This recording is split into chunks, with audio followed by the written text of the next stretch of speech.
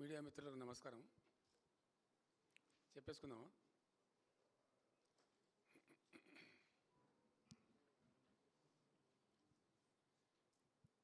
Parliament ఎన్నికల ప్రచారం ముగిసే సందర్భంలో నా యొక్క 17 రోజుల బస్సు యాత్ర తర్వాత జనం నుంచి వచ్చినటువంటి స్పందనలు, మధ్యాహ్నం టైంలో జనం నాకు ఇచ్చిన సమాచారం, అనేక వర్గాల ప్రజలు కలిసి ఇచ్చినటువంటి సమాచారం తెలుస్తున్నది ఏంటంటే, ఈ ఎన్నికల్లో 2 జాతీయ పార్టీలను మించి వాళ్ళిద్దరికంటే కూడా చాలా ఎక్కువ స్థానాలలో బీఆర్ఎస్ అద్భుతంగా గెలవబోతూ ఉంది. దాంట్లో ఎటువంటి సందేహం కూడా లేదు. ఎందుకంటే ఈ 2 ప్రభుత్వాలు వాళ్ళ యొక్క ఆచరణ, వాళ్ళు అవలంబించిన తప్పుడు విధానాలు ప్రజల్లోకి బాగా స్పష్టంగా పోయినాయి. మేము కూడా బాగా చెప్పగలిగినాం. దాని ఫలితమే బీఆర్ఎస్ అద్భుతమైన విజయాన్ని సాధించబోతూ ఉంది. ముఖ్యంగా ఇక్కడ అధికారంలోకి వచ్చినటువంటి కాంగ్రెస్ పార్టీ ఒక అర్భక ముఖ్యమంత్రి యొక్క ఆధ్వర్యంలో చాలా బ్లండర్ మిస్టేక్స్ చేసింది. So many blunders. ఎందుకంటే ఎప్పుడు కానీ ఇంతకు ముందు ఉన్నటువంటి ప్రభుత్వం మారి వేరే పార్టీ ప్రభుత్వం, కొత్త ప్రభుత్వం కొలువు తీరినప్పుడు సహజంగా ఏం చేయాలా,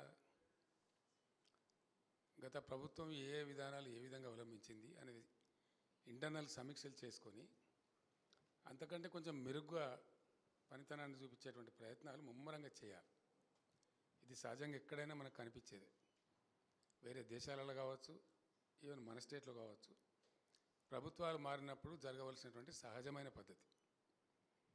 అందుకు భిన్నంగా అసహజమైన పద్ధతిలో వాళ్ళ ప్రభుత్వం ఏర్పడిన తర్వాత పాలసీ ఫార్మేషన్ ఏంది, ఏ విషయంలో వాళ్ళు ఏం చేయబోతూ ఉన్నారు, రైతుల విషయంలో కావచ్చు, ఇండస్ట్రీ కావచ్చు, ఐటీ కావచ్చు, పవర్ సెక్టర్ కావచ్చు, ఇరిగేషన్ కావచ్చు, అనేక ముఖ్య విషయాలు పక్కకు పెట్టి వాళ్ళు చాలా సమయాన్ని, అమూల్యమైనటువంటి సమయాన్ని చిల్లర రాజకీయాల కోసం వేస్ట్ చేసినారు. ఈవెన్ శాసనసభ వేదికల మీద కూడా చాలా ఘోరమైనటువంటి చిలిపి ప్రయత్నాలు చేసినారు. శ్వేతపత్రాలు విడుదల చేయటం, దాని మీద ఏదో చర్చ పెట్టి ప్రతిపక్షాన్ని తూలనాడడం, మాట్లాడకూడని భాషలో మాట్లాడడం, ఒక అక్కసును వెలుగక్కడం, ప్రతిపక్షాన్ని దెబ్బతీయగలుగుతామేమైనటువంటి ఒక చిల్లర రాజకీయ ప్రయత్నానికే పాల్పడ్డారు తప్ప రాష్ట్రం యొక్క పురోగతి, రాష్ట్రం యొక్క పురోగమనం, రాష్ట్ర అభివృద్ధి, ప్రజల సంక్షేమం, దాని మీద అతి తక్కువ దృష్టి పెట్టినారు వాళ్ళు. ఆ వైఫల్యమే ఇప్పుడు కాంగ్రెస్ పార్టీ భారీ మూల్యం చెల్లించబోతూ ఉంది. వాళ్ళు చేసిన ఆ తప్పే డెఫినెట్గా వాళ్ళని కాటేయబోతూ ఉంది. అందులో ఎటువంటి అనుమానం కూడా లేదు. చాలా ఆగ్రహంతో ఉన్నారు ప్రజలు. ఆ ఆగ్రహం ఈ పార్లమెంట్ ఎన్నికల్లో ఒక వెల్లువలాగా ఆ పార్టీని ముంచేయడం ఖాయం. దానిలో డౌట్ కూడా అవసరం లేదు. నేను స్పష్టంగా చెప్తున్నా, నాకున్నటువంటి సుదీర్ఘమైన రాజకీయ అనుభవంతో, ప్రజలు కనపరిచినటువంటి స్పందనలతో స్పష్టంగా కనపడతా ఉంది. దానిలో పెద్ద ఇబ్బంది లేదు. ఎందుకంటే ఒక స్పష్టమైన దృశ్యం ఈజీగా అర్థం చేసుకోవచ్చు. మనం అధికారంలో ఉండే పార్టీ, వాళ్ళ అగ్రనాయకుడు రాహుల్ గాంధీ వస్తే సరూర్ నగర్ స్టేడియంలో ఎంత అబాస్పాలైనరో, 3 పార్లమెంటు నియోజకవర్గాల సమావేశం అది. ఒకటి కాదు, ఒక అసెంబ్లీ కాదు, లేకపోతే ఇంకోటి కాదు, 3 పార్లమెంటు నియోజకవర్గాల సంయుక్త సమావేశంలో వాళ్ళు కనీసం 2-3 వేల మందిని కూడా సమీకరించలేక ఆ రాహుల్ గాంధీ అనేట ఆయన, వాళ్ళ అగ్రనాయకుడు ఆ బస్సులోనే కూర్చోవడం, ముఖ్యమంత్రి బయటకు వచ్చి బతిమాలుకోవడం, వచ్చిన డీసీఎం దించి తొందర స్టేడియంలో బొమ్మని చెప్పడం, ఇది స్పష్టమైన సంకేతం. కనీసం వాళ్ళ అగ్రనాయకుడు వచ్చినప్పుడు సభలు పెట్టలేకపోవడం, ముఖ్యమంత్రి సభలు కూడా అనేక సభలలో ముబ్బడిగా ఖాళీ కుర్చీలు దర్శనం ఇవ్వడం, ఇవన్నీ కూడా దానికి సంకేతాలు. అంటే వాళ్ళ కార్యకర్తలలో కానీ, వాళ్ళ నాయకుల్లో కానీ అసెంబ్లీ ఎన్నికలప్పుడు ఉన్నప్పుడున్న ఆ చొరవ, ఆ జోష్ కురవడింది. అట్లాగే ప్రజాస్పందన శూన్యంగా కనపడింది. ఇవన్నీ కూడా జరుగుతూ ఉన్నాయి. దాని తదనంతరం అన్నిటిని మించి నాకు వ్యక్తిగతంగా, ప్రజలకు కూడా, రాష్ట్రంలో ఉండే మేధావులకు కూడా బాధ కలిగించిన అంశం ఏంటంటే, ప్రభుత్వం రాకని ఏ పిచ్చి ప్రభుత్వం కూడా అటువంటి పిచ్చి పని చేయకూడదు, చెయ్యరు. రాష్ట్ర భవిష్యత్తును కాంక్షించే ఎవరు కూడా అంత బాధ్యతారహితంగా ఉండరు. రాష్ట్రం దివాలా తీసింది అని ఏ పిచ్చి ముఖ్యమంత్రి కూడా చెప్పడు ఏ దేశంలో కూడా. ఎందుకంటే అది రాష్ట్రం యొక్క ఇమేజ్ని డ్యామేజ్ చేస్తుంది, స్టేట్ ఇమేజ్ని డ్యామేజ్ చేస్తుంది, రాష్ట్రానికి దీర్ఘకాలిక ప్రయోజనాలను దెబ్బకొడుతుంది. స్వల్పకాలికంగా వీళ్ళకి ఏదో రాక్షస ఆనందం కలిగి ఉండొచ్చు, అప్పటికప్పుడేదో చిల్లర మల్లర వాళ్ళు అనుకోవడానికి, వాళ్ళు అనుకోవడానికి, సంతోషపడడానికి తాత్కాలికంగా ఆ నిమిషానికి ఉపయోగపడవచ్చు, కానీ వాళ్ళ యొక్క అక్కసును వెలిగక్కడానికి ఉపయోగపడవచ్చు. కానీ రాష్ట్ర దీర్ఘకాలిక ప్రయోజనాల దృష్ట్యా, రాష్ట్రానికి పెట్టుబడులు ఆశించే దృష్ట్యా రాష్ట్రం బాగుందని చెప్పాలి. నేను రాష్ట్రం ఏర్పడ్డ కొత్తలో తెలంగాణ ధనిక రాష్ట్రం అని చెప్పిన నేను ప్రతిసారి. I proved it also during the regime of BRS. I proved it. ధనిక రాష్ట్రం అని చెబుతూ ఆ దిశగా పనిచేస్తూ అద్భుతమైన విజయాన్ని మేము సాధించినాం తప్ప అటువంటి ఆ పత్రాలు విడుదల చేసి అవి అన్ని తప్పుడు అంకెలు, తప్పుడు లెక్కలు వాటితో చేసి వాళ్ళు కాలయాపన చేసుకొని భంగపడ్డారు తప్ప ఏమి చేయలేదు. అట్లనే ఈ ప్రభుత్వం ఏర్పడక ముందు చాలా చక్కగా నడుస్తున్నటువంటి అనేక వ్యవస్థలు ఎప్పుడైనా ఉంటాయి. మీకు నేను మంచి ఉదాహరణ చెప్తాను. నేనే స్వయంగా మీరందరూ కూడా సాక్షులు, దానికి మీరే పేపర్లలో కూడా రాశారు. నేను సీఎం అయిన తర్వాత రివ్యూ చేస్తూ ఉంటే హెల్త్ డిపార్ట్మెంట్ వాళ్ళు వచ్చినారు. వాళ్ళు వస్తే అన్ని కార్యక్రమాలు చెప్తూ ఆరోగ్యశ్రీ గురించి నాకు వాళ్ళు చెప్పినారు. చెప్తే దాని వివరాలు కూడా చెప్పినారు. ఎవరు ప్రారంభించినారు, ఎవరు ముఖ్యమంత్రి ఉన్నప్పుడు ప్రారంభించినారు, ఎట్లా జరుగుతుంది ఆ కార్యక్రమం అని చెప్పినారు. నేను వాళ్ళని ఒకటే మాట అడిగిన, ఇది రాజశేఖర రెడ్డి గారు ముఖ్యమంత్రిగా ఉండే టైంలో కాంగ్రెస్ ప్రభుత్వం ప్రారంభించినటువంటి పథకం, ఇది బాగా జరుగుతుంది సార్, ప్రజలకు ఉపయోగం ఉంది అని చెప్పినారు. నేను ఒకటే క్వశ్చన్ అడిగిన వాళ్ళను, మీకు ఇంకా దీన్ని ఇంప్రూవ్ చేయాలంటే, ఈ పథకాన్ని ఇంకా షార్పెన్ చేసి ఇంకా ఇందులో లేని జబ్బులు కూడా కలిపి తీసుకొని పోవాలంటే మీకు ఎంత అడిషనల్ మనీ అవసరం, ఆ డబ్బు తీసుకోండి, కార్యక్రమం పేరు కూడా మార్చొద్దు, అట్లే పెట్టమని చెప్పినాం. అట్లనే ఎడ్యుకేషన్ డిపార్ట్మెంట్ నేను రివ్యూ చేస్తూ ఉంటే సీఎం అయిన తర్వాత వాళ్ళు చెప్పినారు, అన్ని కార్యక్రమాలు చెప్తూ ఫీజు రియంబర్స్మెంట్ గురించి చెప్పినారు. ఫీజు రియంబర్స్మెంట్ సార్ ఇది రాజశేఖర రెడ్డి గారు ప్రారంభించారు, వారి టైంలో మంచి కార్యక్రమం సార్, బాగా జరుగుతుంది, కాకపోతే కొన్ని అవకతవకలున్నాయి, వాటిని సరిదిద్దాలి, ఇప్పుడు నిలిపేసి అవకతవకలు సరిదిద్ది ముందుకు పోదామని అడిగినారు. నేను స్పష్టంగా చెప్పిన, నిలిపొద్దు, విద్యార్థులకు ఇబ్బందులు వస్తాయి, సర్టిఫికెట్లు ఇవ్వరు, ఇంజనీరింగ్ కాలేజీలు కొన్ని తప్పుడుగా ఉన్నాయంటే వాటిని సరిదిద్దుదాం కోర్స్ ఆఫ్ టైంలో, కానీ ఇప్పటికిప్పుడు మాత్రం దాన్ని నిలపద్దండి, మీకు ఇంకేమైనా అడిషనల్ మనీ కావాలంటే కూడా తీసుకోండి కానీ నిలపద్దని చెప్పినాం. అంత ఔన్నత్యం ఉండానండి, మినిమం ఉండాలి ఆ కట్టసి, ఆ మర్యాద. ఏ ప్రభుత్వం పెట్టినా కార్యక్రమమే. Government is a continuous process, ఒక రోజుతో అయిపోయేది కాదు. అదే విషయం శాసనసభలో నేను స్వయంగా లేచి, రాజశేఖర రెడ్డి గారు తెలంగాణ వ్యతిరేక అయినప్పటికీ కూడా నేను ఎట్లా చెప్పినట్టు ఆయన అప్పటి చనిపోయి ఉన్నారు కాబట్టి, ఆ మహనీయుడు చచ్చి స్వర్గంలో ఉన్నాడు, కానీ మంచి పథకం పెట్టిండు ఆరోగ్యశ్రీ అనేది, దీన్ని కొనసాగిస్తాం, దీన్ని ఇంకా పెంచి డబ్బులు పెంచి దీన్ని మంచి పద్ధతిలో కొనసాగిస్తామని చెప్పిన తప్ప మేము అటు చెరిపేస్తామని చెప్పలేదు. దీన్ని తీసేస్తాం, క్యాన్సిల్ చేస్తాం, ఇది మా స్కీమ్ కాదని చెప్పి దాని మీద లేబుల్ అంటించి ఆ పిచ్చి ప్రయత్నాలు, ఆ చిలిపి ప్రయత్నాలు మేము చేయలే. అది కంటిన్యూ చేసినాం. ఫీజు రియంబర్స్మెంట్ కంటిన్యూ చేసినాం. చక్కటి ఫలితాలు కూడా వచ్చినాయి, ప్రజలకు మేలు జరిగింది. కానీ ఈ ప్రభుత్వం చక్కగా నడుస్తున్నటువంటి మంచి కార్యక్రమాలు, అనేక కార్యక్రమాలు, వాటిని దెబ్బతీసుకున్నారు పాపం. వాళ్ళకి అతి తెలివికి పోయి అది అనవసరమైనటువంటి ఒక బేసిజానికి పోయి దెబ్బతీసుకొని వాళ్ళ కాలు వాళ్ళే ఎరుగొట్టుకున్నారు. ఇక్కడ నష్టపోయింది వాళ్ళే, వేరే వాళ్ళు నష్టపోరు. ముఖ్యంగా కరెంటు. తెలంగాణ ఏర్పడ్డ తొలి రోజులలో కరెంటు బాధలు వర్ణనాతీతం, అది మనందరికీ తెలుసు, కళ్ళారా చూసినాం. ఇందిరా పార్క్ దగ్గర పారిశ్రామికవేత్తలు ధర్నా చేసినటువంటి సన్నివేశాలు, కార్మికులకు 3 పూటల మాకు పని దొరకలేదు, కనీసం 1 టైం దొరకలేదు, ఈ పవర్ హాలిడేస్తో చస్తున్నామని కార్మికులు పటాన్ చెరువు, మన చెర్లపల్లి ప్రాంతాల్లో కార్మికులు కూడా ధర్నా చేసినటువంటి ఉదంతాలు చాలా చూసినాం మనం. చాలా రైతాంగం కూడా బావుల కాడికి రాత్రిలు పోవటం, అలా పాములు గుర్చడం, షాక్స్తో చచ్చిపోవటం, అవన్నీ కూడా చూసినాం. వితిన్ 3-4 మంత్స్లోనే వ్యవసాయం తప్ప మిగతా అన్ని రంగాలకు 24 గంటల కరెంటు తెచ్చినాం. 4-5 మంత్స్లోనే. వితిన్ అనదర్ 1 ఇయర్, అంటే 1.25 ఇయర్లో, 1.25 సంవత్సరంలో వ్యవసాయానికి కూడా 24 అవర్స్ పవర్ ఇవ్వడం స్టార్ట్ చేసినాం. 7,000 మెగావాట్లు ఉన్న విద్యుత్ శక్తిని 21,000 మెగావాట్లకు పెంచినాం. బ్రహ్మాండంగా జరగాల. ఇంకా మంచిగా చెప్పానంటే మొత్తం ఇండియాలో భారతదేశంలో ఉండే 28 రాష్ట్రాలలో అన్ని రంగాలకు నిరాఘాటంగా నిరంతరాయంగా అన్ఇంటరప్టెడ్ పవర్ సప్లై చేస్తున్న ఒకే ఒక రాష్ట్రం తెలంగాణ అనే స్థితికి తీసుకొని పోయినాం. అంత బాగుండే వ్యవస్థను ఇంత అనతి కాలంలో జస్ట్ ఇప్పుడు 6th మంత్ అండి, ఇది మొన్న May 7 తర్వాత 6వ నెలకు వచ్చింది ప్రభుత్వం. ఇప్పుడు 6వ నెల జరుగుతూ ఉంది. వితిన్ 5-6 మంత్స్లో ఇంత ఘోరంగా అంటే నేను ఆనెస్ట్గా చెప్తున్నా, నేను ట్విట్టర్లో కూడా పెట్టినా, నేనున్న చోట నీకు తర్వాత మానేసిన, నేను బాగుండదు మరి చీప్ అవుతుంది, నా పర్సనల్ డౌన్ అవుతుందని చెప్పి నేను ఏదో కక్ష కొద్ది పెడుతున్నానే అభిప్రాయం వస్తుందని మానేసిన. నేనుండే ప్లేసులలో నేను ఎక్కడైతే ఆగుతుంటానో నైట్ హాల్ట్స్ కానీ ఇంకో చోట కానీ 7-8 సార్లు పవర్ పోయిందండి నేనుండే చోట. ఒక చోటది మాత్రం నేను ట్విట్టర్లో పెట్టి ఆ తర్వాత మానేసిన, ఇది ఇంతే ఇక లాభం లేదు, దున్నపోతు మీద వానబడ్డట్టున్నది అని చెప్పి మళ్ళీ దాన్ని కూడా ఏదో ఇది నిజం కాదు అని వీళ్ళు పిచ్చోళ్ళలాగా అరవటం, అది నా స్టాండర్డ్ తగ్గిపోతే నేను మానేసుకున్నా. 7-8 టైమ్స్ పవర్ ఫెయిల్యూర్. ఒకసారి కాదు, నేను ఉండగానే 2 సార్లు 3 సార్లు పవర్ పోవటం.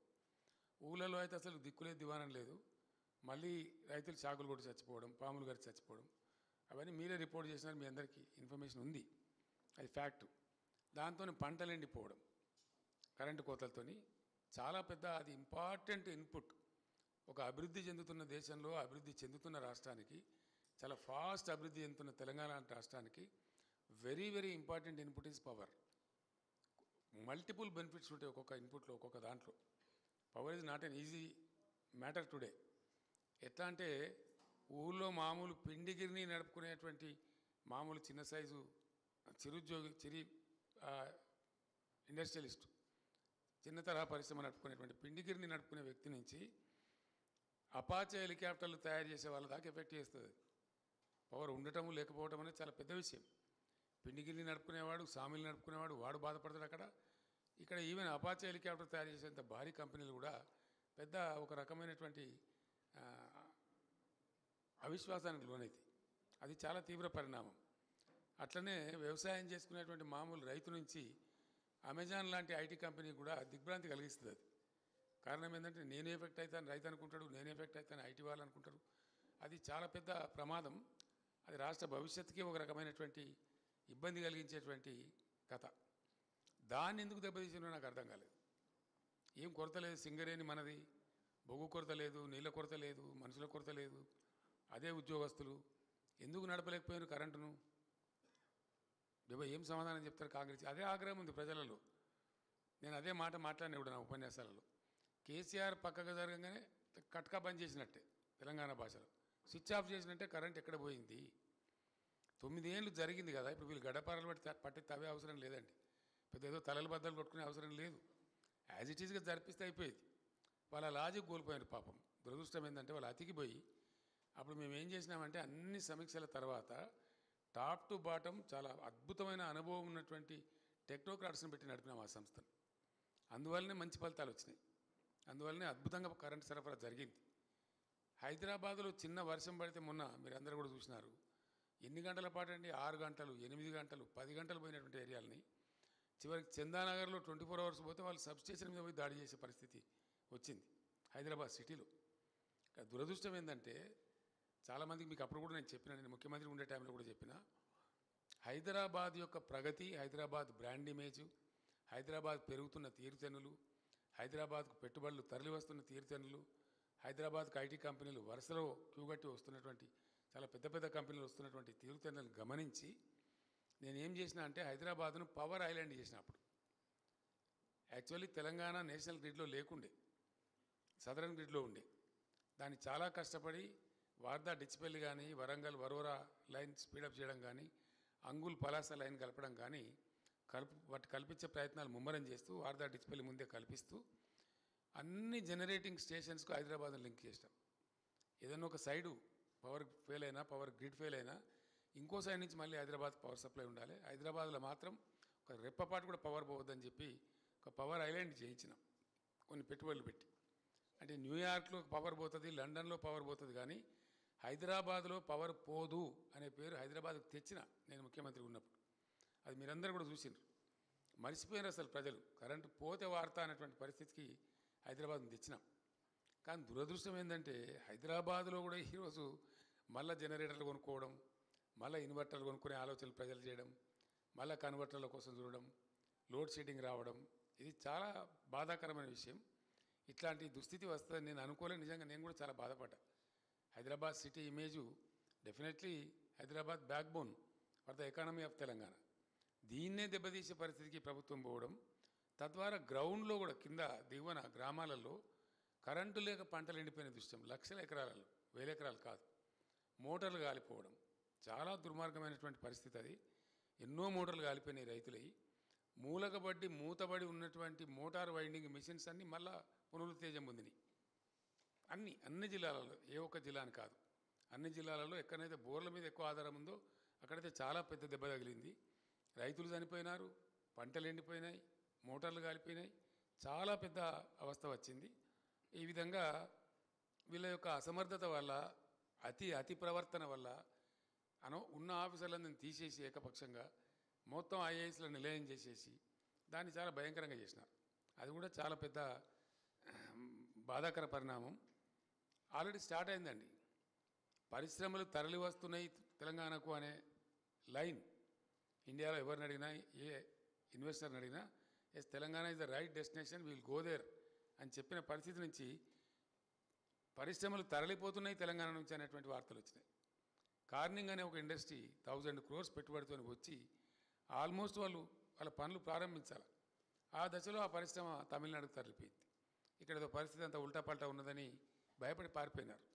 అంటే ఎంత సిచ్యువేషన్ రివర్స్ అయింది, ఎంత ఇబ్బందికరమైనటువంటి పరిస్థితి వచ్చింది. ఇన్వెస్ట్మెంట్ తరలిపోవడం అనేది చాలా బాధాకరం, మోస్ట్ అన్ఎక్స్పెక్టెడ్.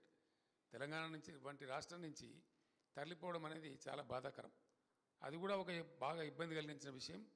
ఈ ప్రభుత్వానికి ఈవెన్ కార్మిక లోకం కూడా, బీఆర్ఎస్ గవర్నమెంట్ ఉన్నప్పుడు మేము 3 shifts పనిచేసుకునే అవకాశం ఉండేది. మాకు కష్టపడి 10 రూపాయలు సంపాదించుకుందామనే కార్మికులకు. ఇప్పుడు అది కూడా మాకు లేకుండా పోయింది.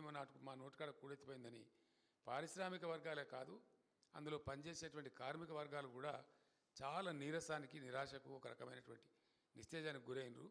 వాళ్ళ ఆగ్రహాన్ని కూడా ఇప్పుడు కాంగ్రెస్ ప్రభుత్వం ఫేస్ చేయబోతూ ఉంది. ఆ పార్టీ చాలా పెద్ద దెబ్బతినేటువంటి పరిస్థితిలో ఉంది.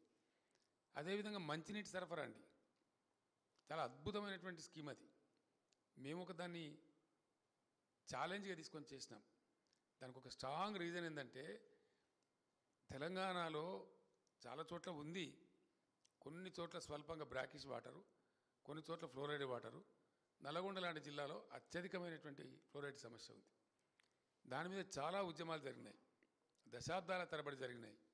దుశ్చర్ల సత్యనారాయణ గారు ఆ జిల్లా బిడ్డ, ఆయన ఒక బ్యాంకు ఉద్యోగి. ఆయన ఉద్యోగాన్ని రాజీనామా చేసి జలసాధన ఉద్యమాన్ని నడిపి ఆ అంశాల స్వామి అని ఒక అబ్బాయిని తీసుకెళ్ళి, అప్పుడు వాజ్పేయి గారు ప్రైమ్ మినిస్టర్గా ఉంటే ఆయన టేబుల్ మీద పండబెట్టి, అయ్యా మా బతికిట్లు అయిపోయింది, మా నడుములు వంగిపోతున్నాయని ముత్తుకుంటే కూడా సాల్వ్ కాలే. ఆ సమస్య తీరలే తెలంగాణకు. తెలంగాణ రాష్ట్రం ఏర్పాటయ్యేదాకా కూడా ఆ సమస్య పరిష్కారం కాలే.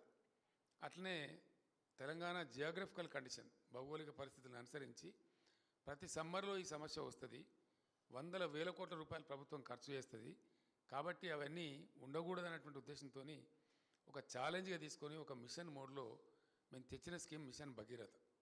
అతి త్వరగా అక్కడి నుంచి రావాల్సిన నీళ్లు కృష్ణా థర్డ్ ఫేజ్ కూడా కంప్లీట్ చేసి, ఎల్లంపల్లి నుంచి రావాల్సిన నీళ్ళని కూడా చాలా ఫాస్ట్గా, దాని క్లియరెన్స్ లాగిపోతే నేను డిఫెన్స్ వాళ్ళతోని, రైల్వే వాళ్ళతోని పోరాటం చేసినంత పనిచేసి వాళ్ళని బెదిరించి, ప్రధానమంత్రి కూడా చెప్పే అవసరం అనుకుంటే కేంద్ర ప్రభుత్వానికి కూడా చెప్పి త్వర కంప్లీట్ చేసి తెచ్చినాం. హైదరాబాద్లో ఆ నీళ్ళు ఇవ్వడం కూడా మేము ఎంత మంచిగా ఇచ్చినామంటే, నిరుపేదలకు గ్రామీణ ప్రాంతాల్లో ₹1 కూడా లేకుండా ప్రతి ఇంటికి కనెక్షన్ ఇచ్చినాం. అట్లనే హైదరాబాద్ సిటీలో ₹1, హైదరాబాద్ సిటీ కానీ లేదా ఇతర మున్సిపాలిటీలలో కానీ పబ్లిక్ స్టాండ్ పోస్ట్, అంటే వీధి కుళాయిలు లేకుండా, వీధి నల్లాలు లేకుండా ప్రతి ఇంటికి ₹1 మాత్రమే నల్లా కనెక్షన్ ఇచ్చి బ్రహ్మాండంగా వాటర్ ఇచ్చినాం. అసలు ట్యాంకర్లన్నింటికి మాయమైపోయినాయి. నీళ్ళు కొనుగోలు అనేది బంద్ అయిపోయింది, నీళ్ళ వ్యాపారం బంద్ అయిపోయింది రాష్ట్రంలో. కానీ చిన్న కాలంలో 2, 3, 4 నెలల్లోనే వీళ్ళ అతి ప్రయత్నాల వల్ల, అతి ప్రవర్తన వల్ల అసలు తాగునీటి విషయంలో ఇప్పుడు ప్రజలు అనుభవిస్తున్న బాధ చెప్పనాలో కాకుండా ఉందండి. మళ్ళీ బిందెలు వచ్చినాయి, బిందెలు మోస్తున్నారు ప్రజలు. దూర దూరం నుంచి మోస్తున్నారు. అనేక రకాల సమస్యలు. నల్లగొండలో ఫ్లోరైడే కాదు, మన ఏజెన్సీ ఏరియాలలో కూడా అనేక గిరిజనులు చచ్చిపోదురు. మనం అందరం కూడా చూసినాం. ఆదిలాబాద్ కావచ్చు, ఖమ్మం లాంటి ఆదివాసీ గిరిజన ప్రాంతాలలో వాళ్ళు చచ్చిపోయే పరిస్థితి ఉంటే, ఒక చిన్న ఊరు ఉంటుందండి, దొంగతోపు అని, పినపాక నియోజకవర్గంలో ఉంటుంది. చాలా చిన్నది, చాలా దూరం అడవిలో ఉంటుంది, పెద్ద కీకారణ్యంలో ఉంటుంది. అక్కడికి కూడా నీళ్ళు ఇచ్చినాం మా ప్రభుత్వంలో ఛాలెంజ్గా తీసుకుని. ఏ ఒక్క గిరిజన గూడాన్ని కానీ, ఏ ఒక్క లంబాడి తండాన్ని కానీ, ఏ చిన్న ఆవాసం కూడా మంచినీళ్ళు లేకుండా వాళ్ళకి ఇళ్లలో నల్లాలు పెట్టి నీళ్ళు ఇచ్చి సప్లై చేసినాం. ప్రజలు బ్రహ్మాండంగా 5-6 ఏళ్ళు ఎంజాయ్ చేసినారు. మరి దాన్ని ఎందుకు నడపలేకపోయినారు? కరెంటు చక్కటి వ్యవస్థ, బాగా నిర్మాణం జరిగి పటిష్టపడి అద్భుతమైన పవర్ ఉండి, ఇంకా మనం వీళ్ళకి పవర్లో కలిసి వచ్చిన అంశం ఏంటంటే, ఈ మధ్యనే ప్రధానమంత్రి ఆ ఎన్టీపీసీ మొదటి దశ 1600 మెగావాట్లు కూడా చేసి జాతికి అంకితం చేసినారు. అది ఛార్జ్ అయింది, నడుస్తూ ఉంది. అంటే మేము చేసింది కాకుండా ఇంకో 1600 మెగావాట్లు యాడ్ అయింది వీళ్ళకు. అది ఎట్లా మరి పవర్లో వీళ్ళు ఫెయిల్ అయినారో నాకు అర్థం కాలేదు. అది బాధాకరమైన విషయం. అదే ప్రజలు బాగా ఆగ్రహానికి గురవుతూ ఉన్నారు. 9 సంవత్సరాలు వచ్చిన పవర్ ఎక్కడ పోయింది? 9 సంవత్సరాలు వచ్చిన మంచినీళ్ళు ఎక్కడ పోయింది? ఇంత దారుణమైంది. మళ్ళీ ట్యాంకర్లు కొనుక్కోవాల్సిన దుస్థితి ఏంది? నాకుండే సమాచారం మేరకు ఇప్పటికే హైదరాబాద్ నగరంలో 2.5 లక్షల ట్యాంకర్ల పైగా ప్రజలు ట్యాంకర్స్ కొనుగోలు చేశారండి. More than 2.5 lakh tankers have been sold in only Hyderabad. మరి దానికి ఏమొచ్చింది, ఎంత ఇబ్బంది వచ్చింది, ఏం నాకైతే అర్థం కాలేదు. మరి దాని మీద జరిగే ఆగ్రహానికి ఇప్పుడు వీళ్ళు బలిగాక తప్పదు. ఎందుకంటే ప్రపంచవ్యాప్తంగా వైద్యులు, వైద్య శాస్త్రం అంతా తేల్చి చెప్పిన సబ్జెక్ట్ ఏంటంటే, డిసీజెస్ అంటే వ్యాధులు ప్రజలకు వచ్చేది 75% పైబడిన వ్యాధులు డ్రింకింగ్ వాటర్ ద్వారానే కమ్యూనికేట్ అవుతాయి అని మొత్తం వైద్యులు చెప్పినారు. WHO కూడా తేల్చింది. ఆ తదనంతరం మేము దాన్ని ఛాలెంజ్ ఎందుకు తీసుకున్నామంటే, ప్రజలకు ఈ వ్యాధులు వచ్చే బాధ కూడా పోతుంది, ఫ్లోరైడ్ బాధ పోతుంది, పుష్కలమైన నీళ్లు దొరుకుతాయి, సంతోషంగా ఉంటారు ప్రజలని మేము చాలా సీరియస్గా తీసుకొని చేసినాం. దానిలో ఎందుకు వైఫల్యం చెందామని నాకైతే అర్థమే కాలేదు. ఈ రోజుకు నాకు అర్థమైతే లేదు. I'm really surprised. ఏం కారణం? నడిచిన వ్యవస్థ, బాగా ఉన్న వ్యవస్థ, చాలా అద్భుతమైన వ్యవస్థ, కేవలం సంవత్సరానికి 200 మెగావాట్ల పవర్ మాత్రమే తీసుకునే వ్యవస్థ, అది ఎందుకు చెడిపోయింది? ఎవ్వరు మొరపెట్టుకున్నా దాన్ని పీడించే పరిస్థితి లేదు. నేను అడిగినాను, ఒక 2-3 జిల్లాలకు ఫోన్లు చేసి అధికారులను అడిగిన, ఏమైనా మీరే నిర్మాణం చేశారు, మీరే నడిపినరు, మళ్ళీ ఇప్పుడు మీరే ఉన్నారు కదా, ఎందుకు నడపలేకపోతున్నారు మిషన్ భగీరథ, ఏం కారణం అని అడిగితే, సార్ మా డిపార్ట్మెంట్ అంతా స్వతంత్రం వచ్చినట్టు ఫీల్ అవుతున్నారు మీరు ఊడిపోయిన తర్వాత, ఎవరికి వాడు ఇంటలేడు సార్, ఆ సమీక్షలు కూడా లేవు ప్రభుత్వంలో, మమ్మల్ని అడిగేవాడు కూడా లేడు. ఫ్యాక్ట్ ఇది, నాకు చెప్పింది అధికారులు. 3-4 జిల్లాల అధికారులు నేను ఎంక్వైరీ చేస్తే వాళ్ళు ఏం చెప్తున్నారంటే, అసలు అడిగేవాడు లేడు, పట్టించుకునేవాళ్ళు లేడు సార్, చిన్న పైపు ఫెయిల్ అయితే కూడా వారం దాకా ఎవరు తిరిగి చూసేవాళ్ళు లేడు, మీరున్నప్పుడేమో అది వేరే పద్ధతి ఉండే, భయం భక్తి ఉండే, ఇప్పుడు అది లేదు, ఒక విచ్చలవిడితనం వచ్చింది, దాని ద్వారానే ఈ దుర్మార్గం జరుగుతూ ఉందని చెప్పి వాళ్ళు చెప్తా ఉన్నారు. అట్లా మరి పేదలు బాధనే, పెద్దల బాధనే, కమర్షియల్ వాళ్ళ బాధనే. ఈ శుద్ధమైన జలాలు అందక 4-5 నెలల స్వల్పకాలంలో మళ్ళా ప్రజలు బోర్ల నీళ్లు, ఉప్పు నీళ్ళు తాగే పరిస్థితి తెచ్చిపెట్టింది ప్రభుత్వం. ఆ ఉప్పు నీళ్ళు తాగే ప్రజల ఆగ్రహాన్ని కూడా ఇప్పుడు పార్లమెంట్ ఎన్నికలలో డెఫినెట్గా వీళ్ళు చూడబోతూ ఉన్నారు. అందువల్ల అతిసారతో గిరిజనులు చచ్చుకునే బాధలు పోయినుండే, అన్ని బాధలు పోయినుండే. దాని తర్వాత మీరందరూ చూసినది, నేను డబ్బా కొట్టుకోవడం కాదు, కేంద్ర ప్రభుత్వం జలశక్తి మంత్రి స్వయంగా పార్లమెంటు వేదికగా ప్రకటించినాడు.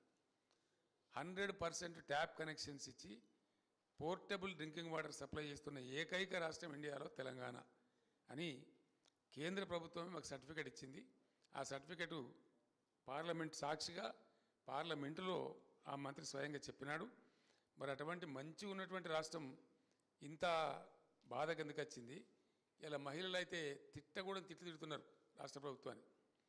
ఆ బిందెలు మోస్తూ ట్యాంకర్ల కాడ పోయి ఆ ట్యాంకర్ల కాడ నీళ్ళు పట్టుకుంటూ, మళ్ళా పాతకాలం వచ్చింది, మళ్ళీ మా కర్మ, మేము అన్నంలో మన్ను పోసుకున్నాం అనే భాష ప్రజలు మాట్లాడుతూ ప్రభుత్వాన్ని చాలా భయంకరంగా తిడుతున్నారు.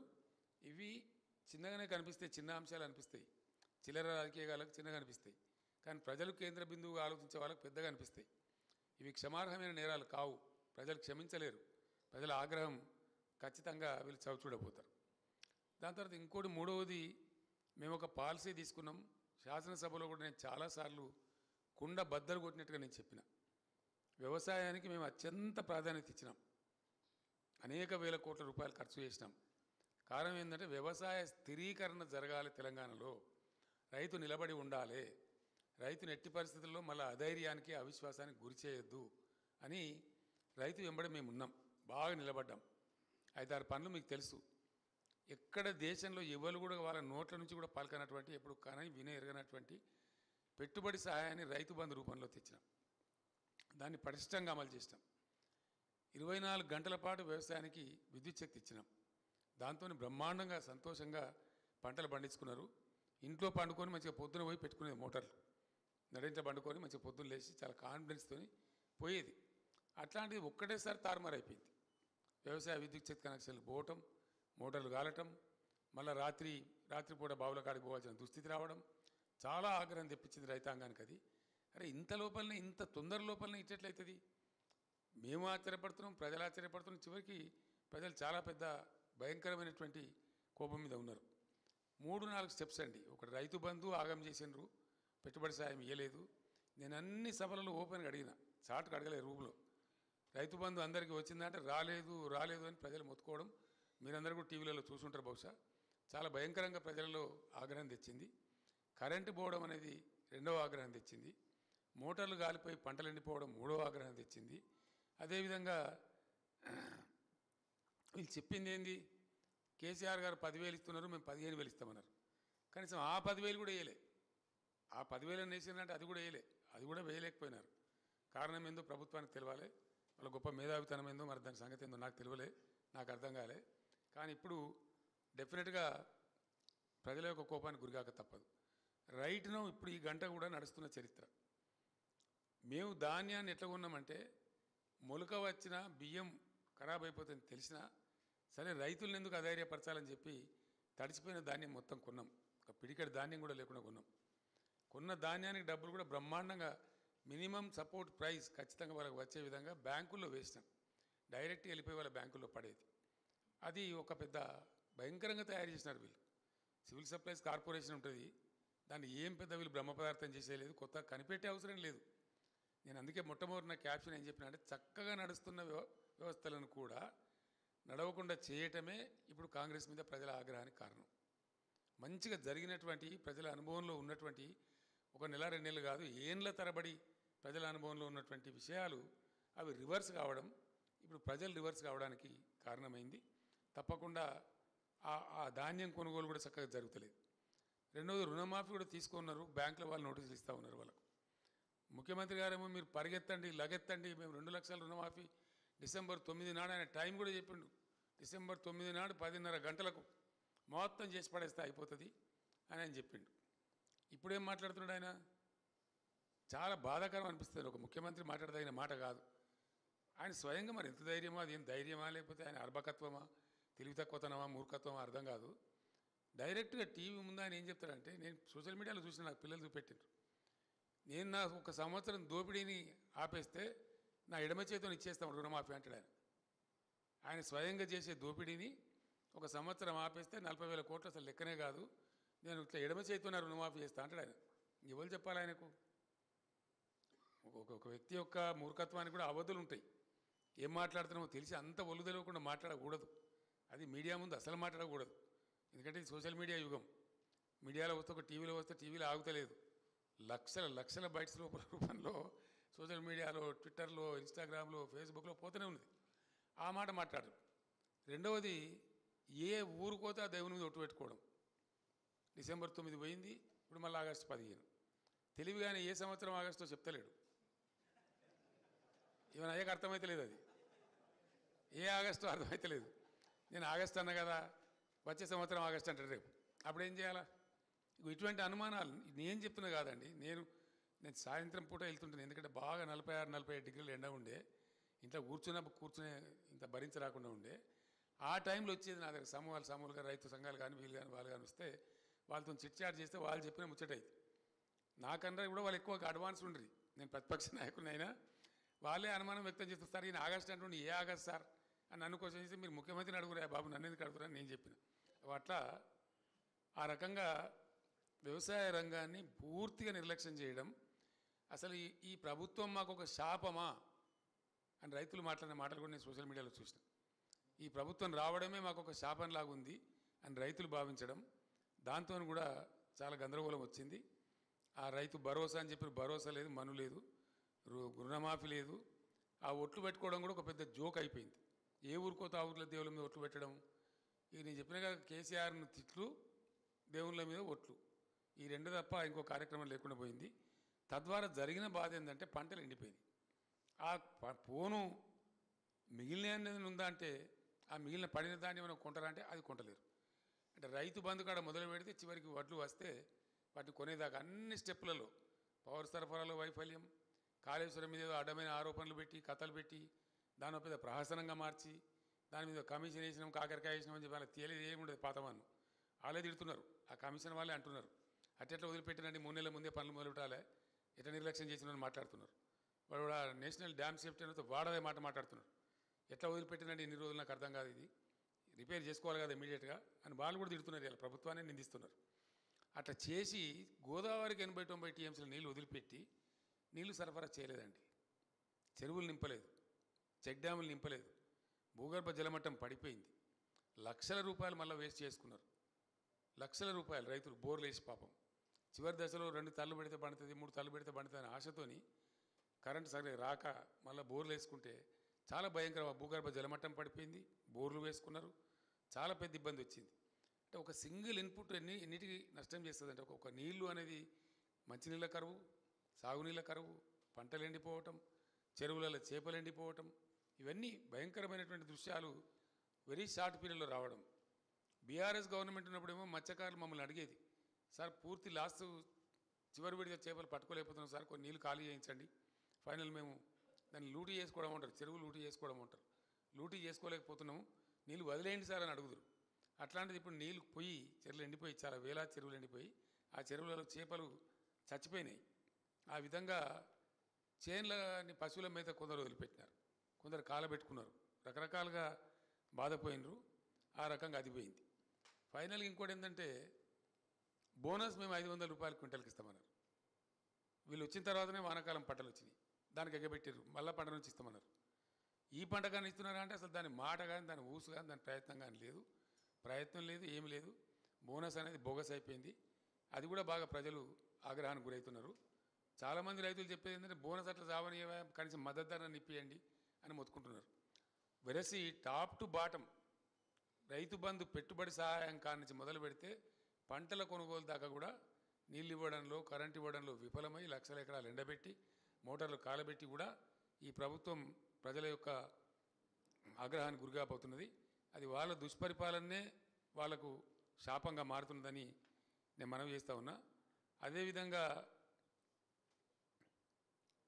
ఇంకొక మాట కూడా వీళ్ళు రైతులను కన్ఫ్యూజ్ చేసినారు, పెద్ద కన్ఫ్యూజన్ క్రియేట్ చేసినారు. నిన్న మొన్న కూడా మాట్లాడుతున్నారు. మరి అది అధిక తెలివి ఏందో నాకు తెలియదు. చెప్తే క్లియర్గా చెప్పాలి, స్పష్టంగా. ఒక లక్షల మంది కుటుంబాలకు సంబంధించి, కోట్ల మంది ప్రజలకు సంబంధించిన అంశం ఎప్పుడు చెప్పినా ఒక బాధ్యత గల ప్రభుత్వం స్పష్టంగా కుండబద్దలు కొట్టినట్టు చెప్పాలి. దాన్ని రైతు బంధు ఇచ్చే విధానాన్ని కూడా మారుస్తాం, మేము అదేదో పెడతామని కదా, దాన్ని పేరేందో చెప్పేది కాదు సార్, అది శాటిలైట్ ద్వారా జియో ట్యాగ్ మన ట్యాగ్ ఏదో పెట్టి దాంతో ఫోటోలు తీసి సాగు చేసినకే వేస్తాం. దాంతో రాదు సావదు అవన్నీ ప్రయోగాలు ఎప్పుడో ఫెయిల్ అయినాయి. అంటే ఏమవుతుంది ఇప్పుడు రైతు బంధు?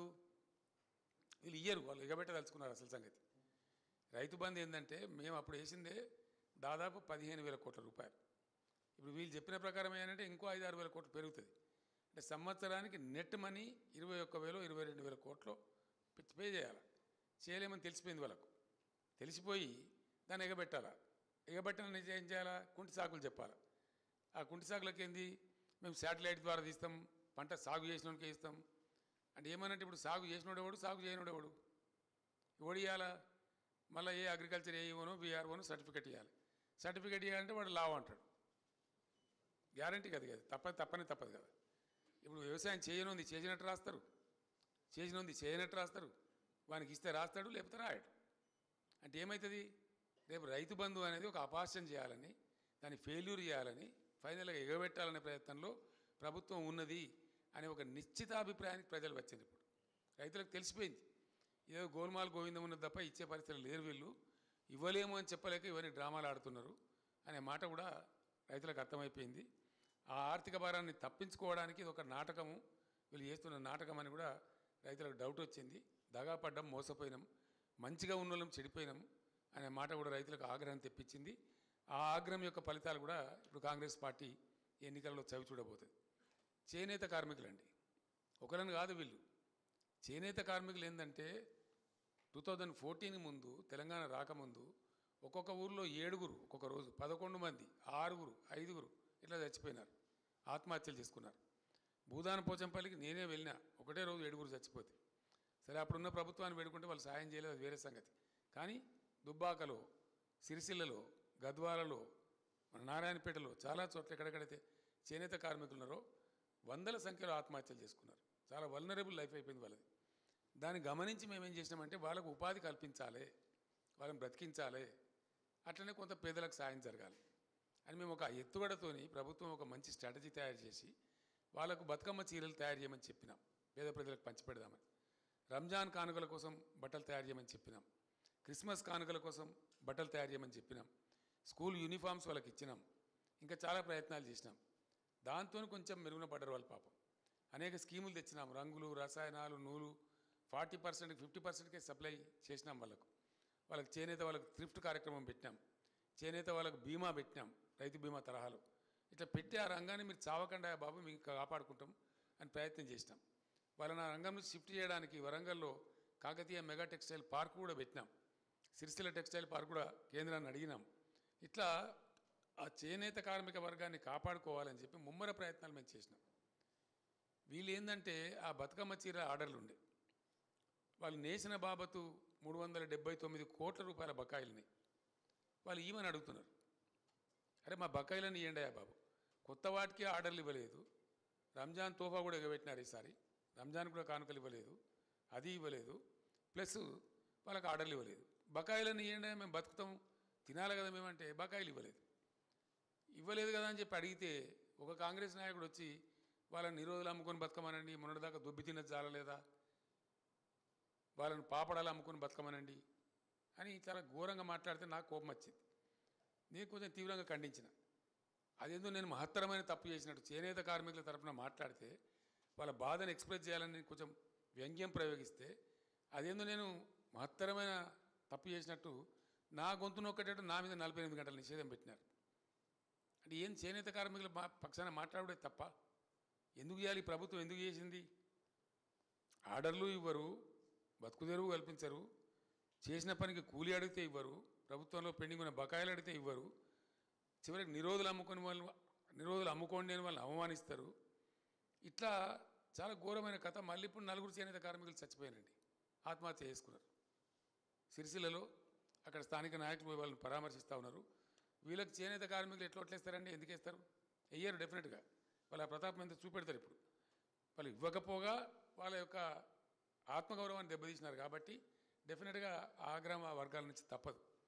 అదేవిధంగా పల్లె ప్రగతి, పట్టణ ప్రగతి అని చెప్పి మేము 12,769 గ్రామ పంచాయతీలు రాష్ట్రంలో ఉంటే నేను పట్టుబట్టి ఎంబడబడి ఆల్ 12,769 గ్రామాలకు ట్రాక్టర్లు సమకూర్చాను.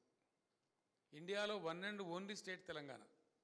12 అంటే అన్ని గ్రామ పంచాయతీలకు 300 జనాభా 500 జనాభా ఉన్న గ్రామ పంచాయతీలకు కూడా ట్రాక్టర్లు సమకూర్చిన ఏకైక రాష్ట్రం తెలంగాణ, బీఆర్ఎస్ ప్రభుత్వ ఆధ్వర్యంలో.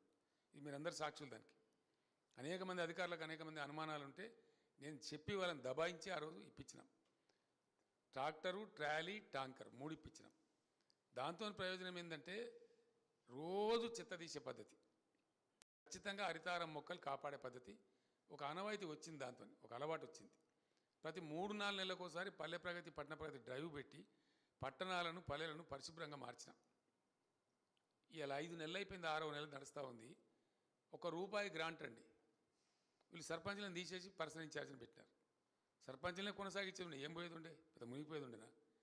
వాళ్ళు కొనసాగితే కొంత మంచిగా చూడడం ఏడుదురు అని వాళ్ళని తీసేసి పర్సనల్ ఇన్ఛార్జిని పెట్టి ఒక్కటంటే ₹1 కూడా విడుదల చేస్తలేరండి. పాత బకాయిలకు విడుదల చేస్తలేరు, కొత్త ఇస్తలేరు. తద్వారా ఏమైంది? ఆ ట్రాక్టర్లు నడిచిన డీజిల్ బిల్లులు పేరుకపోయి ఉన్నాయి. ఆ పంపువాడు డీజిల్ వేయమంటే పోస్తలేడు. దాంతో ట్రాక్టర్లు నిలిచిపోయినాయి, చాలా గ్రామాలలో నిలిచిపోయినాయి. తద్వారా చెత్త పేరుకపోతూ ఉంది, పల్లెలలో చెట్లు ఎండిపోతూ ఉన్నాయి, హరితహారం చెట్లు. అయినా వీళ్ళకి చీమ కుట్టినట్లేదు. వీళ్ళు చిల్లర రాజకీయాలకు ఇచ్చిన ప్రాధాన్యం ఇట్లాంటి ప్రజా కార్యక్రమాలకు వీళ్ళు ఇయ్యలే. అవన్నీ కూడా ఇప్పుడు ప్రజల ముందు ఉన్నాయి. నాకు చూపెడుతున్నది ఇక చూడు సార్, అది మధ్యలో నిలిచిపోయింది ఇంటిగ్రేటెడ్ మార్కెట్ అని మంచిర్యాలలో నాకు చూపెడుతున్నారు జనం. మీరు శాంక్షన్ చేసిన సార్ వీళ్ళు మొదలు పెడతలేరు అని చేసినారు. అనేక పట్టణాలకు మేము ఇచ్చిన గ్రాంటు, అనేక 25 కోట్లు 30 కోట్లు పోయిన ప్రకటించిన, అంతకుముందు విడుదల చేసేది, అవన్నీ కూడా రివర్స్ చేసినారు, కంప్లీట్ రివర్స్ చేసినారు. ఈ రకంగా ఆ గ్రామాలను పట్టణాలను కూడా నెగ్లెక్ట్ చేసినారు. స్పష్టమైన తేడా బీఆర్ఎస్ ప్రభుత్వానికి ఇప్పుడున్న కాంగ్రెస్ ప్రభుత్వానికి అవి చూపెడుతున్నాయి. ఆ గ్రామాలు పట్టణాలు అద్దంలో చూపెడుతున్నాయి. దళిత బంధు, దీనిలో పాత బిల్లులు ఇవ్వలేదు, అన్నీ గందరగోళం అవుతూ ఉన్నది. వాళ్ళు ప్రజలకి వీళ్ళ వల్ల ఈ రాష్ట్రం ముందరికి పోదని కూడా గ్రహించారు. దళిత బంధు మేము 1,30,000 మందికి శాంక్షన్ చేసాం. ఎందుకు ఆపద తీసుకోనండి దాన్ని? వీళ్ళు ఇచ్చిన హామీ ఏంది? 6 గ్యారెంటీలలో మన గ్యారెంటీ దాన్ని ఇచ్చింది ఏంది? కేసీఆర్ 10 లక్షలు ఇస్తుండో మేము 12 లక్షలు ఇస్తామని చెప్పినారు. ఆ 12 లక్షలు మాట దేవుడు ఎరుగు, నువ్వు ఇవ్వకున్నా మంచిదే. కానీ ఆ ఇచ్చిన 10 లక్షలు మేము రిలీజ్ చేసిన ఫండ్స్ కలెక్టర్ల దగ్గర పోయి జమ అయి ఉంటే వాటిని ఫ్రీజ్ చేసిందండి. ఫ్రీజ్ చేయడమే కాదు, రాష్ట్ర ప్రభుత్వం వెనక్కి తెప్పించుకున్నది కలెక్టర్లను దబాయించి. దాని మీద చెప్తలేదు. మేము ఇస్తామన్న 12 లక్షలు ఎప్పుడు ఇస్తాం, ఏ నెల నుంచి ఇస్తాం, కనీసం ఇస్తామా ఇయ్యమా, దళిత బంధు ఎగబెడుతున్నామా, ఏమీ చెప్పలా. చెప్పకుండా నిరుపేదలైనటువంటి అట్టడుగు జాతి ప్రజలను బాగు చేద్దామని మేము ఒక హంబుల్ బిగినింగ్ చేస్తే ఆ రకంగా దాన్ని కూడా అట్లా చేసినారు. అంటే అది కూడా పెద్ద కోపానికి, దళిత వర్గాలలో కోపానికి కారణమవుతున్నది. గొల్ల కుర్మలకు మేము గొర్రెలు ఇచ్చినామండి. నేను ముఖ్యమంత్రి తర్వాత రివ్యూ చేస్తే రోజు ఇంపోర్ట్ అవుతున్న 1000 గొర్రెలు అని తెలిస్తే ఇది మంచిది కాదు రాష్ట్రానికి అని చెప్పి మనం గొర్రెలు పెంచాలి, మనకు 30 లక్షల మంది యాదవ జనాభా ఉందని దానికి పెద్ద కార్యక్రమం పెట్టి చేసినాం. చాలా సంతోషంగా పెంచినరు. అసలు కేసీఆర్ గొర్రెలు అని మాట్లాడేది ఊళ్ళలో, గ్రామాలలో. అట్లాంటి పరిస్థితి వచ్చినుండే. వచ్చి బ్రహ్మాండంగా షీప్ పాపులేషన్లో ఇండియాలో మనం నంబర్ 1 అయిపోయినాం, రాజస్థాన్ మించిపోయినాం. అట్లాంటిది అది బంద్ పెట్టేసినారు. ఇలా ఇస్తారా ఇయ్యరా అనిశ్చిత, వాళ్ళ డబ్బులు చెల్లించున్నారు యాదవులు, వాళ్ళంతా కోపం మీద ఉన్నారు. వీళ్ళు వాగ్దానం ఏం చేసినారు? నేరుగా యాదవ సోదరులకు 2 లక్షలు ఇస్తాం, వాళ్ళు చేసుకొని కొనుక్కొని అని చెప్పారు. 2 లక్షలు కాదు, కట్టమాట డిపాజిట్కే దిక్కులేదని చెప్పి ఇలా వాళ్ళ ఆగ్రహం, ఆ గొర్రెల పథకం పోయిందని యాదవులు ఆగ్రహంతో ఉన్నారు. ఎందుకు నిలిపేసినో మనకు అర్థమైతే లేదు. ఇది కూడా కేసీఆర్ ఆనవీళ్ళని సరిపేస్తామనే ప్రయత్నమా, పిచ్చి ప్రయత్నమా, నాకైతే అర్థం కాలేదు. ఆ విధంగా అది కూడా దెబ్బతీసినారు. ఇట్లా నీ చేప పిల్లలు కూడా బ్రహ్మాండంగా చేసినాం మేము. అద్భుతంగా మత్స్యకారులు 1000 కోట్ల సంపద సంపాదించినారు. ఇలా చేపలు చెరువులలో ఎండిపోయి చచ్చిపోతూ ఉన్నాయి. వాళ్ళు కూడా అయోమయానికి గురైనరు. అది ఇబ్బంది జరిగింది. ఫీజు రీఎంబర్స్మెంట్ ఇచ్చిన దిక్కులేదు గత 5 ఏళ్ళ నుంచి, రూపాయి కూడా విడుదల లేదు. విద్యార్థులు పెద్ద అయోమయం. ఆ ఇన్స్టిట్యూట్ వాళ్ళు మొత్తుకుంటున్నారు, మేము జీతాలు ఇవ్వలేకపోతున్నాం సార్, కొద్దిగా మీరన్నా రేజ్ చేయండి, అట్లా ఇస్తారేమో అని నాకు వచ్చి చెప్తా ఉన్నారు. No fees reimbursement in the last 5 months. ఏం జరిగిందో భగవంతుని తెలుసు. మరి డబ్బులు ఎక్కడికి పోతున్నాయో తెలియదు. దాని మీద కాన్సన్ట్రేషన్ లేదు, అది ఇబ్బందుల్లో ఉంది. గురుకులాలలో కలుషిత ఆహారం, 3-4 విద్యార్థులు చాలా అతీవ్రస్తకు గురై అందులో 2 చచ్చిపోయినారు. దాదాపు 150 మంది అస్వస్థతకు గురై హాస్పిటల్ పాలైనారు. మరి ఈ రకంగా ఏం జరుగుతూ ఉంది? అసలు సమీక్ష లేదు, మన్ను లేదు, మందిని తిట్టడం, రైతు బంధు అడిగితే చెప్పుతోని కొడతానము అనడం, ఇటువంటి దురుసు మాటలు తప్ప, అతి ప్రవర్తన తప్ప ఏ ఒక్కటి కూడా లేదు. ఓవర్సీస్ స్కాలర్షిప్ మేము 20 lakhs పెట్టినాం, ఇండియాలో ఏ రాష్ట్రంలో లేదు. పేద పిల్లలు చదువుకోవాలని అంబేద్కర్ గారి పేరు మీద, పూలే గారి పేరు మీద మేము ఒక 20 లక్షల ఓవర్సీస్ స్కాలర్షిప్ పెట్టి విజయవంతంగా ఇచ్చినాం.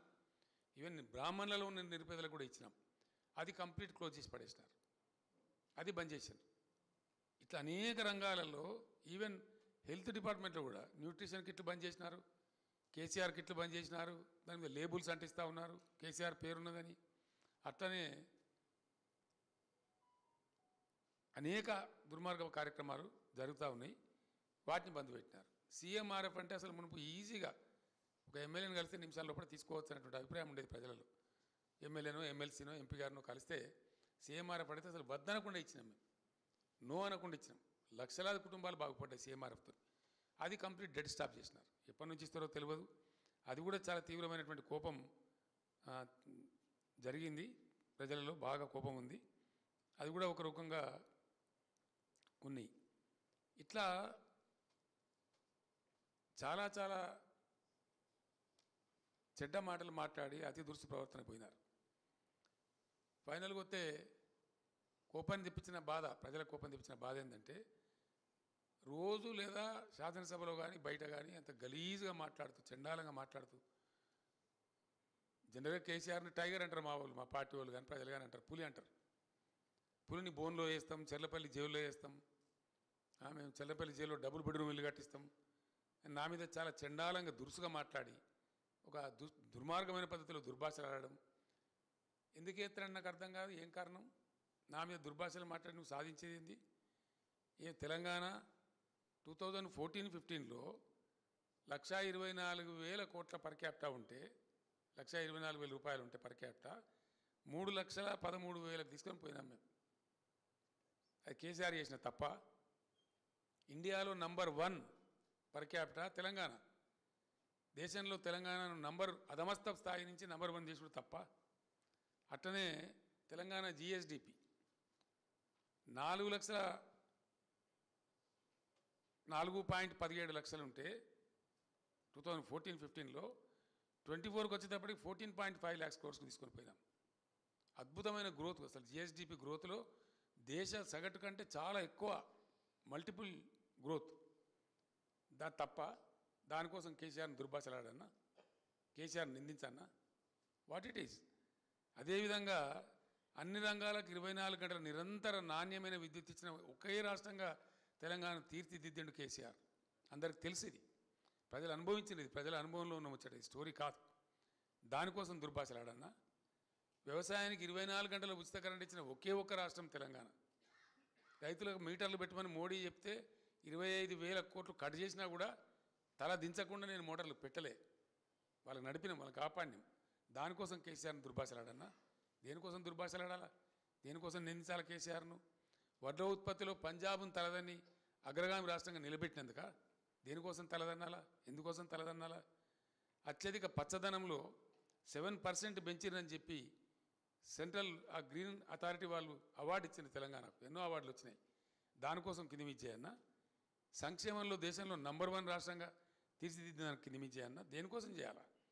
ఎక్కడ ఎవడు దిక్కులేక, అసలు గతి లేక ఇంకెక్కడ తెలంగాణ అనుకొని ఎక్కడోడక్కడ పండుకున్న టైంలో నేను ఒక్కనిగా బయలుదేరి 14 సంవత్సరాలు అవిశ్రాంత పోరాటం చేసి అనేక అవమానాలు భరించి ఈ జాతిని విముక్తం చేసి రాష్ట్రం నుంచి విడదీసి ప్రత్యేక రాష్ట్రం ఏర్పాటు చేయించి ఇన్ని రంగాలలో ఇంత అద్భుతమైనటువంటి పరిస్థితికి తెలంగాణను తీసుకొని పోతే ఆ తెచ్చిన వ్యక్తిని తిడతా ఉంటే తెలంగాణ సమాజానికి దుఃఖం కలగదా? బాధ కలగదా? గుండెలో తడినోనికి, తెలంగాణ మేధావికి, తెలంగాణ అస్తిత్వం పట్ల ఆరాటం ఉన్న వాళ్ళకు బాధ కలుగుతుంది కదా సహజంగానే. అది కూడా ఒక పెద్ద భయంకరమైన వాళ్ళే కొనుక్కున్నారు. ఇట్లా చాలా చాలా ర్యాంక్స్ నేను చెప్తే ఒక 100 ఉన్నాయి. Health survival index, world happiness index, ఎన్నో వాటిల్లో తెలంగాణ ఎన్నిట్లలోనూ ఉంది. రైతు బంధు లాంటిది అయితే జెండర్ ఈక్విటీ ఇండెక్స్ కావచ్చు, డెమోక్రసీ ఇండెక్స్ కావచ్చు, హ్యూమన్ డెవలప్మెంట్ ఇండెక్స్ కావచ్చు. అసలు దేశ సగటు మాకు ఎక్కడ లేదు. మేము అందరంత దూరం పోయినాం. ఏ రాష్ట్రం కూడా మాకు సమీపంలో లేకుండే. ఇవన్నీ కూడా చేసినాం. ఇవన్నీ చేసిన కేసీఆర్ని పట్టుకొని అడగోలు మాటలు మాట్లాడి దుర్భాషలాడి కించపరుస్తామని వాళ్ళ సమయాన్ని వృధా చేసి పాలసీ ఫార్మేషన్ టైం వెచ్చించకుండా ఇవన్నీ చేస్తే ప్రజలకు తప్పకుండా బాధ కలిగింది. ఆ ఆగ్రహం ఇప్పుడు వీళ్ళు చవి చూడబోతూ ఉన్నారు. ఇక భారతీయ జనతా పార్టీ మరొక పార్టీ. అది సరే. అయితే ఇప్పుడు ఇక భారతీయ జనతా పార్టీ గోబెల్స్ అంటూ బతికి ఉంటే పాపం వాడు సిగ్గుకు చచ్చిపోతుండే. అంత భయంకరమైన గోబెల్స్ ప్రచారం చేస్తుంది భారతీయ జనతా పార్టీ. ఎంత దారుణం అంటే అబ్కీ బార్ 400 పార్. నేను చెప్పిన 400 పార్ గ్యారంటీ అవుతుంది. బీజేపీ ఎంపీల సంఖ్య కాదు కానీ కర్మగాలి బీజేపీ మళ్ళీ గెలిస్తే డీజిల్ పెట్రోల్ ధర మాత్రం 400 రూపాయలు దాటిపోతుంది గ్యారంటీ. వాళ్ళ పిచ్చికి వాళ్ళ ఉన్మాదానికి అవధులే ఉండవు. ఇక అంత దారుణంగా పెరిగిపోతాయి. ఎందుకంటే బీజేపీ ఎజెండాలో ఏనాడు కూడా పేద ప్రజల భాష ఉండదు, కార్మికుల భాష ఉండదు, రైతుల భాష ఉండదు. వాళ్ళ ఎజెండానే ఉండదు అసలు. ఈ పేదలు ప్రజలు, సామాన్య ప్రజలు, దళితులు, గిరిజనులు, రైతులు వాళ్ళ ఎజెండాలనే ఉండదు అసలు. వాళ్ళ ఎజెండాలో ఫిటే కాదు అది. వాళ్ళ మాటనే మాట్లాడదు. ఇప్పుడు నిన్నమా 10 ఏళ్ళలో నరేంద్ర మోడీ నోట్లో ఎప్పుడైనా నా మాట విన్నామా మనం? లేదా బీజేపీ అధ్యక్షుడి నోట్లో విన్నామా? ఆ మాట విననే రాదు అసలు ఆ మాట. ఎందుకంటే అన్ని జూడా నినాదాలు, ఒక 150 నినాదాలు ఇచ్చిండు ఆయన నరేంద్ర మోడీ. ఫస్ట్ నినాదం విదేశాల నుంచి నల్లధనం వాపసు తెచ్చి ఇంటికి 15 లక్షలు ఇస్తాడు. మరి మీకు వచ్చిన వాళ్ళు విలేకరులకు నాకు తెలియదు, నాకైతే రాలే. మనిషికి 15 లక్షలు, ఇంటికి 15 లక్షలు ఇస్తామన్నారు. కంప్లీట్ జూటా. మళ్ళీ తర్వాత ఇమ్మీడియట్గా ఓ చునావీ జుమ్లాతా అన్నారు. చునావీ జుమ్లా, ఎన్నికలలో చెప్పిన జుమ్లా అని, అది జుమ్లా పార్టీ జూటా పార్టీ అని చెప్పి వాళ్ళే మళ్ళా ప్రకటించుకున్నారు. ఇక సబ్కా సాత్ సబ్కా వికాస్ ఏం జరగలేదు, దేశక సత్యానాశ అయింది. సబ్కా సాత్ లేదు, సబ్కా వికాస్ లేదు, మను లేదు. ఎవరి వికాస్ జరిగిందంటే గిరిజనుల, దళితుల, మహిళల, రైతుల. 750 మంది రైతులను పుట్టన పెట్టుకున్నారు కదా ఢిల్లీలో. రైతు ఉద్యమం జరుగుతుంటే వాళ్ళని నక్సలైట్ అని, అర్బన్ నక్సలైట్ అని నానా దుర్భాషలాడి 750